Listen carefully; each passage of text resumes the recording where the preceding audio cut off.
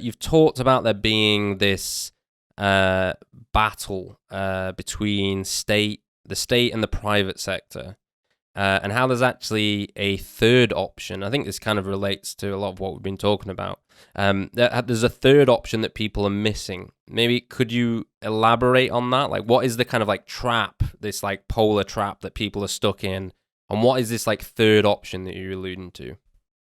Sure. So yeah, I mean, when you think a lot about kind of contemporary political discussion and debate, a lot of times the framing that you have is either the private sector is good and amazing and the thing that we should be encouraging because it fosters entrepreneurship, it offers like innovation and new products or whatever else. That's usually kind of like encoded as like the right. And then you have like the public sector, which is no, the state is actually very good because it protects us, because it provides this welfare system. It provides like kind of the social safety net, and it prevents kind of like the excesses of the private sector. And that's kind of like coded as being left in a lot of these type of discussions. And that's kind of like, you know, the very, very simplistic framework that these discussions kind of fall under. And so like you almost think that there's like only two spheres of life, public stuff and private stuff. And then I think that's kind of like it's a very flawed and simplistic framework to be using when you're discussing, especially politics, especially thinking about society. Like there are things that do not fall under either being under the private sector or the public sector. You know, things like the sports club that maybe you're in, the labor union that you're in, like workers' cooperatives. Like there are a lot of different types of organizations and organizational structures that do not fit neatly within public or private sector. There's a lot of different names for this third sector. Sometimes it's called like civil society. Sometimes it's called the autonomous sector. I don't really care what the word kind of is, but that basically it's just saying something that doesn't exist in either of these other two places. And so like when you're thinking about that in the context of blockchain world and crypto world, like, you know, people who are kind of crypto hype men a lot of the time, these kind of libertarians, they're definitely on the side of the private sector. They're definitely like, we need to get the state out of everything. We need to like privatize. We need to like put everything into the logic of financialization, of profits. Like if we just, when people talk about incentives in blockchain world, it's kind of annoying how much they just mean like making money. Like, you know, let's just like, you know, incentivize people to do good by giving them money to do it, you know, like, but a lot of people are not, you know, that's not what drives them. Like, I don't want to, if I'm getting paid to do, I don't know, volunteer work to help people or whatever else, like, then it's not the same. It's not volunteer. It's like, I'm not doing the same thing. That's not why I want to do those things. And so it's a very overly simplistic worldview. But also you have like this idea with blockchains that it's sort of like a system, it's a medium for kind of subverting a lot of the things that the state does. And to a large extent, that's kind of true. To another extent, I think it's not that difficult to imagine like a world where a state is using a blockchain can be a very dangerous one. It could be like, you know, if at least in the world right now, if you break a law, like someone has to witness you breaking that law or whatever, you know, like there has to be some kind of trail that investigators can find for you breaking that law, even if it's a dumb law that, you know, shouldn't exist. Whereas if everything's on a blockchain, there are now a lot more things probably that are going to be very, very easy to track, very, very easy to also just completely disallow. If we think of this idea of like code as law, which I also don't agree that code is law, but if you try to apply law in code in various situations, like you can like really, really hurt people and not give them the space for like arbitration, for like putting forward their case for this or that. Like if we have, you know, landlords who have digital locks on their doors and like you couldn't pay rent, you know, in a day and you're homeless for a day, like that's pretty shit. That's not a world that I want to live in. And so like, then if that's just the framework that you're using, then you're stuck between a rock and a hard place, right? It's like, you know, there are problems with both of those. And so I think what's a more interesting kind of like perspective to look at the crypto and blockchain space is this third sector. Is thinking about directly democratic types of organizations where it's participatory, like directly participatory, where you have a say in like the ongoings of that organization in the way that you do not have that ability in a corporation, that you barely have that ability at all within the state. So kind of thinking a little bit smaller in certain cases. But I think also what's nice about blockchain is to kind of scale that up, is the ability to kind of, like you were talking about before with digital democracy, scale up that third sector to be participatory in a way that a lot of people can participate rather than just being like, you know, a small little club that can't grow or scale. So yeah, I think this type of third sector, autonomous sector, you know, it's ironic, or it's kind of fitting that DAOs, decentralized autonomous organizations, are also very popular when it comes to blockchain world. So, you know, I think using blockchains for facilitating and creating these mechanisms where democracy can just be like a normal thing in your life, where it's just like, you know, it's the norm that you get to vote, that your voice matters in things, which is not the case right now, would be a very big improvement in the way that people like connect with one another, the way that people like relate to the world. It would reduce the amount of, I think, like financialization in people's lives, or just like the fact that everything is revolved around money. I think there could be a lot of very, very interesting stuff in that. And I think, you know, just to put this in like historical context, like in the past 50 years of neoliberalism or whatever, like there has been like this conscious effort by both, by, you know, capitalists and by the state, kind of at the capitalist behest, I think a lot of times, to reduce this sector, which is why it sounds a bit strange that there is this third sector, and a lot of people, like, you may not be a member of any of these types of organizations necessarily, because because there has been this kind of like conscious effort for removing it, you know, and in consequence, there has been also this large increase in alienation, because the only thing that a lot of people do is they go to work, then they go home, like they're too tired to do anything else. They go home, they go to bed, you know, they sleep the whole weekend, and then they go back to work because they need the money in order to pay for the room that they're living in order to like continue going to work, you know. So like it's, you know, there's like this kind of cycle, and I think that cycle, there are people get out of it maybe in one way by making a shit ton of money, like maybe getting really rich off of crypto, and then they can just kind of retire and then do what they want. Which is like, I think, a very unsustainable way of thinking about things. Like not everybody can do that. Not if everyone is rich, then no one is rich, right? But instead, if we related to one another as like human beings, as people we cared about and wanted to make sure are okay in our communities, then we wouldn't need to buy everything. We wouldn't need to purchase things to like make ourselves happy. We can, you know, have the connections with one another that we should have, to sort of fill the void that I think is currently there, that we try to fill in with new shit. Yeah, just to kind of, I suppose, two kind of like, maybe it's not the flip side, but kind of the other side of what you were saying. So the first thing is the code is law. And I'm not arguing for this. I'm just, I guess, providing another perspective. Doesn't mean it's my position.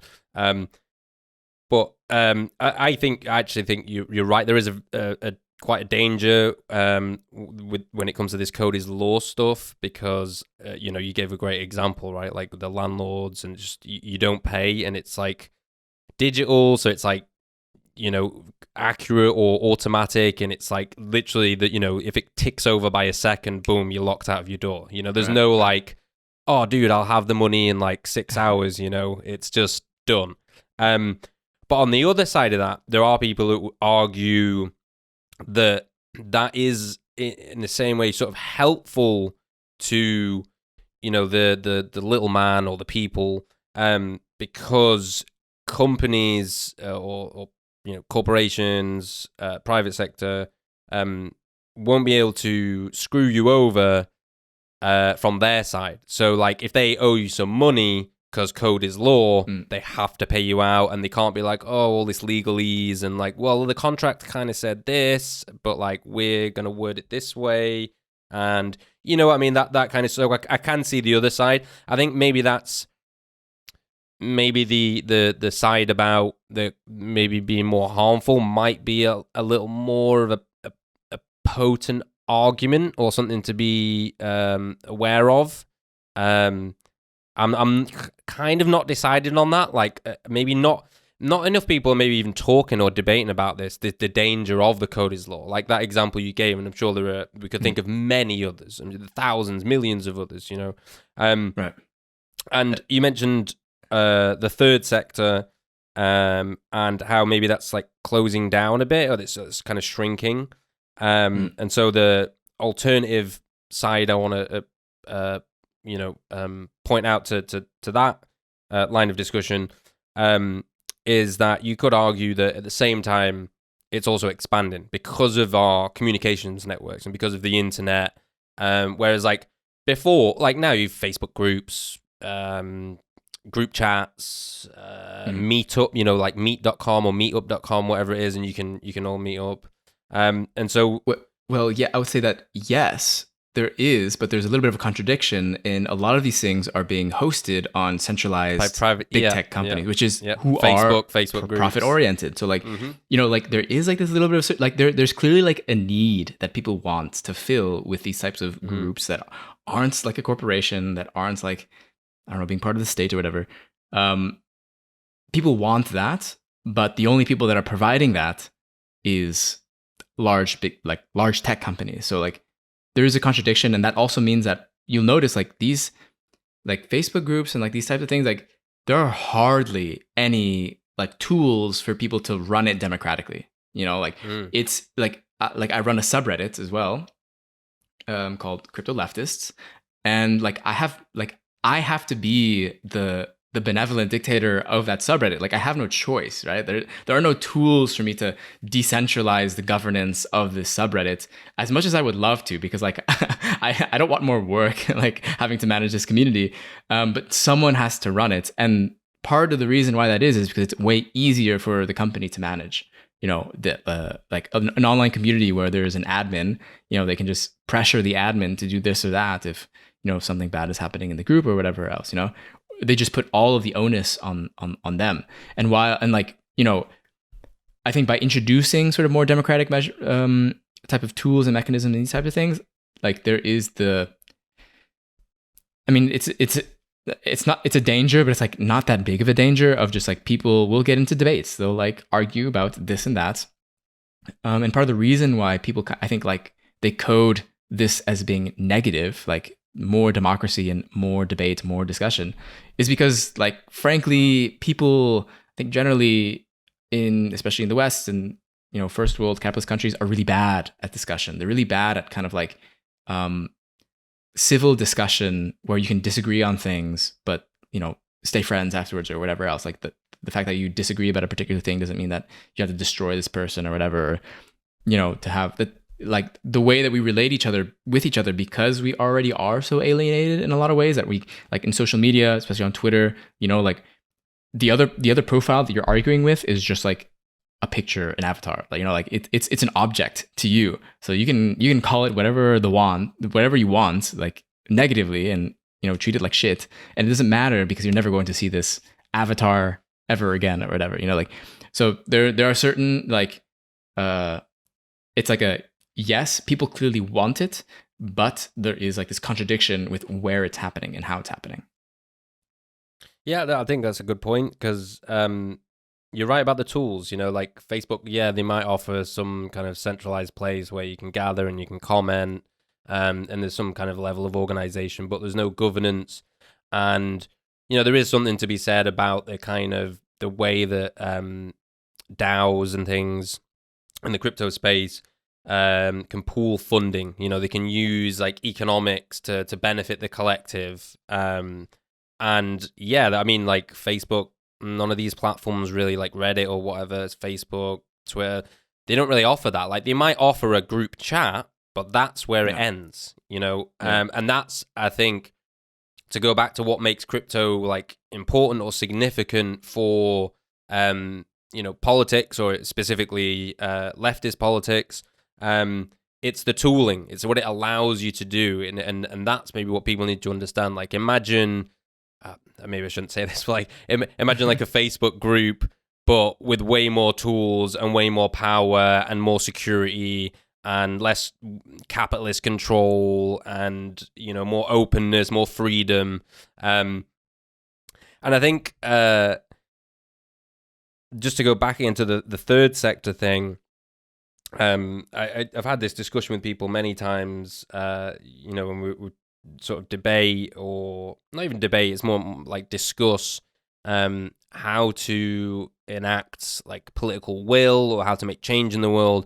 And one of the critiques that, or criticisms of like anarchist thought, I say like critique or criticism, it's not really, it's more like just like a conditioned response. But people usually say like, oh, well, if we don't like do like state-based voting, how do we ever change anything, right? And I remember it was like a couple of weeks ago, and this is how it relates to the third sector.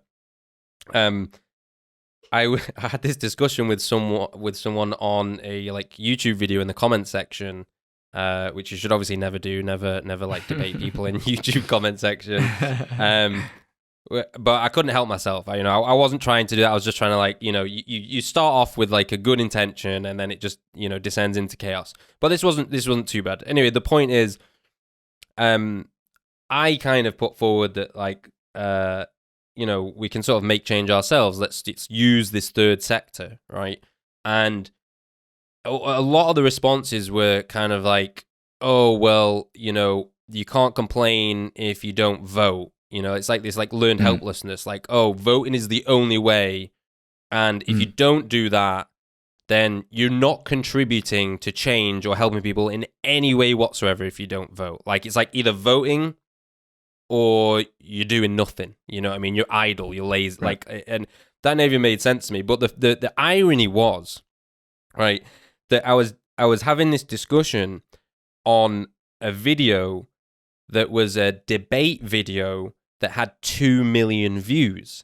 So I responded, well, if there's no way to change and influence minds, what is this video then? If this has gone to 2 million people's minds, and it's not changed all 2 million people's minds, but just that alone, that fact, and that's just one video. And so I don't actually think we have an excuse anymore. When you look at the networks that we have, the infrastructure, the internet, the communication tools, to say that there is no other way to influence people or to make change happen. Like, yes, I can see how you can, once you go down the line, you can argue that, like, well, certain kinds of change, structural change with regulations and, things that, like, the state is sort of in charge of. I understand that. But I just mean in a more general sense. Like, I think generally people think the only way to change things is to do it via traditional means. And I see that, I mean, that's just illusory. That's just not true at all. Like, for example, your podcast, or what we're doing here on my podcast, like, we're going to influence people's minds. The things we've said today will, even if it's only one person, right? And that is influencing behavior, and that is making change in the world. And it's easier to do that now more than it has ever been. And so, I just thought that was funny that the people see it like that they ignore this third sector. And it's, it's sad, really. It's sad. Like I say, it's like a learned helplessness. It's like, oh, there's no way to change. No, like, like, empower yourself, like, speak what you think into existence, and like, you can put it out there now. You have a platform. Everyone can see it. Right, so yeah, I don't know. That's the like, to me, that's like the quintessential like milquetoast liberal. Like, pretending to be progressive, left-wing, whatever, and being like, no, just like, an obsession with electoralism or dependence on electoralism, as if that's the only way to engage in politics, which just historically it's not. Like, it's one small thing, really, if you consider the amount of other things that happened in ways that people sort of influence politics, not just through voting, of course. Yeah, you could even make the argument that most of the changes come from outside of politics. It's usually like these crazy from outside of the electoral system. Yeah. Sorry, not So politics. I would say that politics is like, I imagine politics as a very big arena. People usually, when they say politics, they mean like, you know, Labor and conservative voting or whatever, and Democrat, Republican voting or whatever. But really, it's like this very large arena and like surface to play in, and to like exert influence in. And media is a really big one. And the right is, in my opinion, like kind of have been winning that sphere in a lot of different ways. But of course, like, you know, there is like direct action is like, of course, a very popular thing with anarchists, to just like take things in your own hands and try to influence the world in the way that you can. You know, media, although I enjoy doing my podcast and I would like to think it has like influenced people. I also know that that is just still like one small thing in the larger arena of politics that's going on. And, you know, I'm not, you know, convincing myself that it's, you know, changing the world necessarily, but is having an influence. And, you know, I think it's important to not have that kind of like individualistic relationship to politics.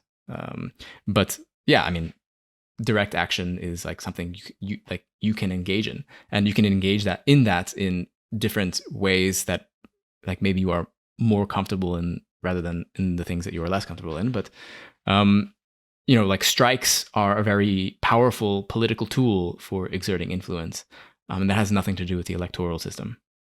Well, yeah, I think I've heard you mention like unions, workplace unions and stuff like that's kind of like maybe in the third sector as well. Yeah, unions would be considered that. Yeah. Yeah, and I think like you said, you know, maybe like I definitely think you are influencing people, you know, in a positive direction. Definitely influenced me in a positive direction with some of the things that you said and the guests you've had on, the topics you cover. And I think, I guess you have to look at it in a different way, you know, like to contrast it with, you know, this, like you call it like electoralism, right? It's a very pointed and narrow way to kind of change things, right? Whereas what you're doing is it's kind of like a network effect. You're planting little seeds, and then they'll share your podcast with their friends, and it's kind of like a viral thing that goes, you know, it's not like, oh, 40% of people, you know, like voting is very pointed and direct. It's like 40% of people didn't like it, you know, 60% did, so we go this direction. Whereas like this way of changing things is a lot more like organic.